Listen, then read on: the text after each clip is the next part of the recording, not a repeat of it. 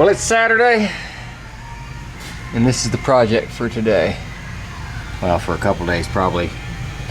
Pistons and liners in truck number 73.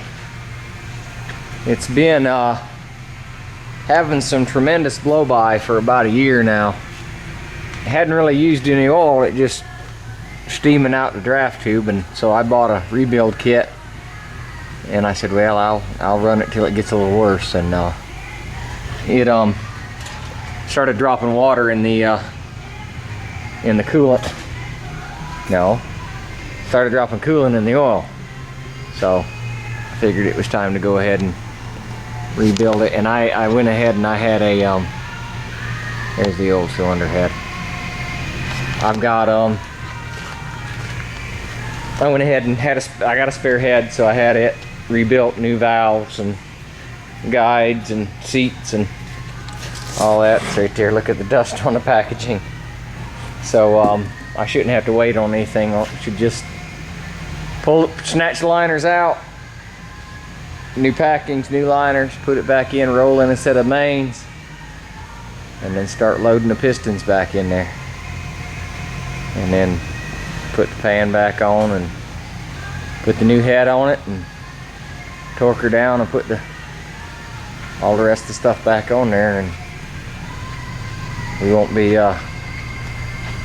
be steaming down the road any longer.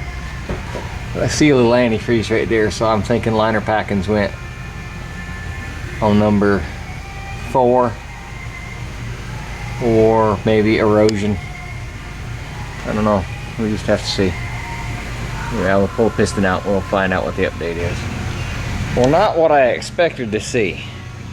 The piston all in all looks pretty good. I thought I'd probably see some broke rings or stuck.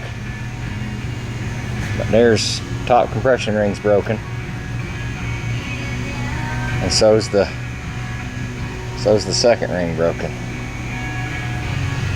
And to be honest with you, I'm not sure what caused this. I know I had an injector that was hitting a little hard. I don't think that's what happened. I don't know. But anyway, the oil ring's still intact. So, I mean, it weren't burning no oil. It might have been pushing a little bit out the draft tube, but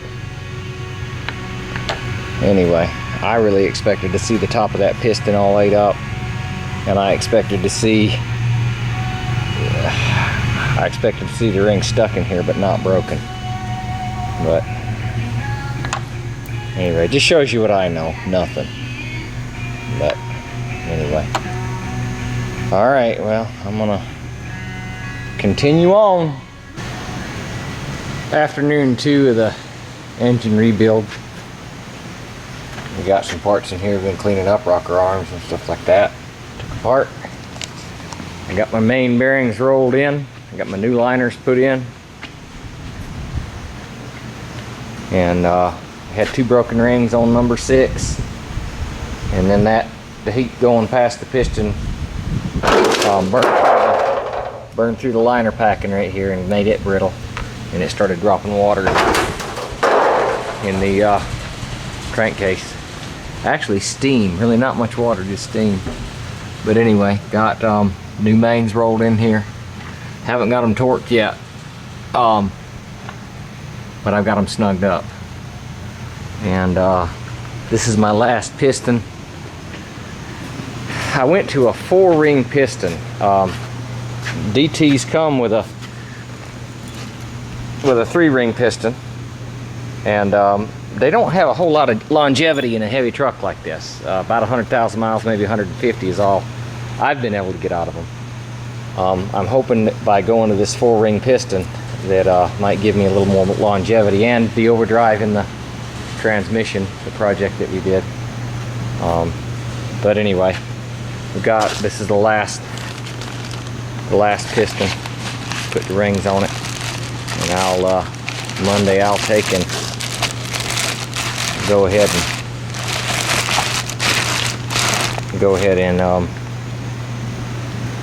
get my ring squeezer and torque them mains, and start loading these pistons in there and get them loaded and get the rods torqued down on them.